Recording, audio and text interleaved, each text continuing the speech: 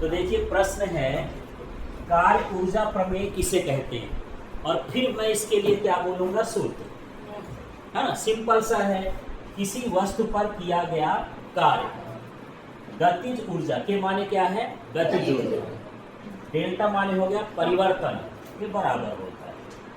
बस इसको पढ़ा देना है, यही क्या कहलाता है, कार्य ऊर्जा प्रमेय। हाँ तो देखो या इसको बोलो, किसी वस्तु पर किया गया कार्य, फिर इसका नाम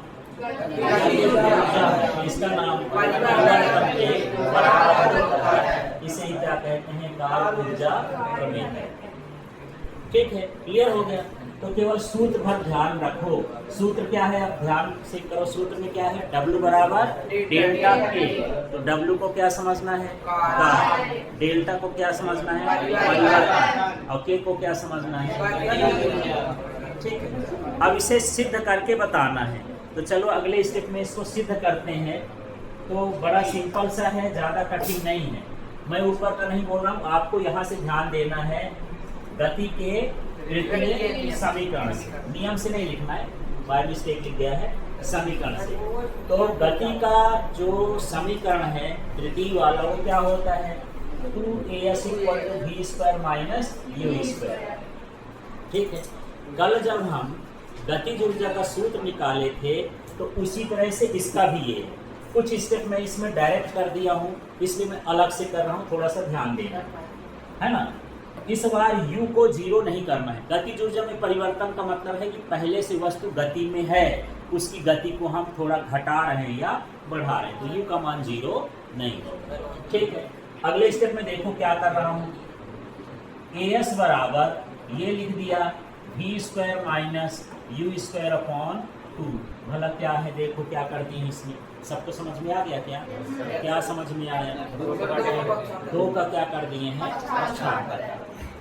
ठीक है, तो एक स्टेप आप ये भी कर सकते हो।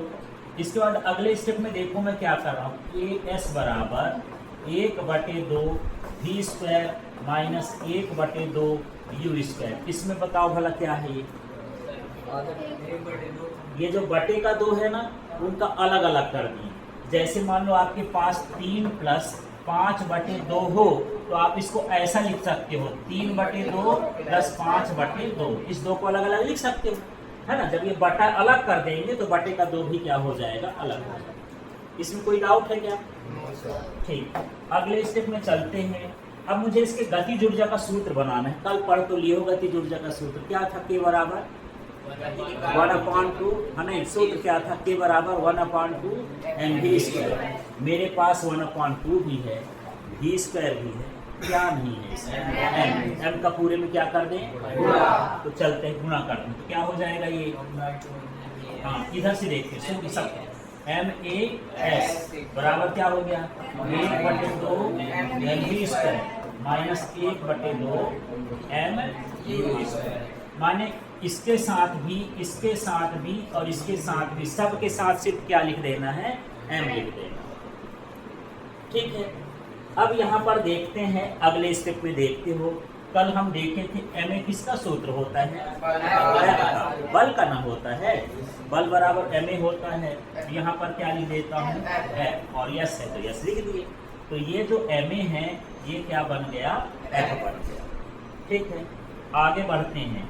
ये किसका सूत्र होता है, गतिज ऊर्जा, 1/2 mv² क्या होता है, गतिज ऊर्जा। गतिज ऊर्जा को किससे दर्शाते हैं, K से, तो ये मैं लिख दिया K। अब यहाँ भी ये गतिज ऊर्जा का सूत्र है, एक u ना है, ये u² है। ठीक है, तो ये अंतिम वेग होता है, तो अंतिम गतिज ऊर्जा हो जाएगी ये kF। F का मतलब फाइनल काइनेटिक एनर्जी। ठीक है, इसको क्या लिखूं, तो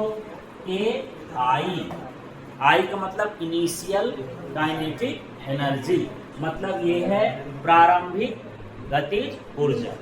ठीक है, अब Fs माने क्या होता है, बल और विस्थापन का गुणनफल क्या होता है, कार्य। तो कार्य को किससे दर्शाते हैं, W से, ये W कर दिए।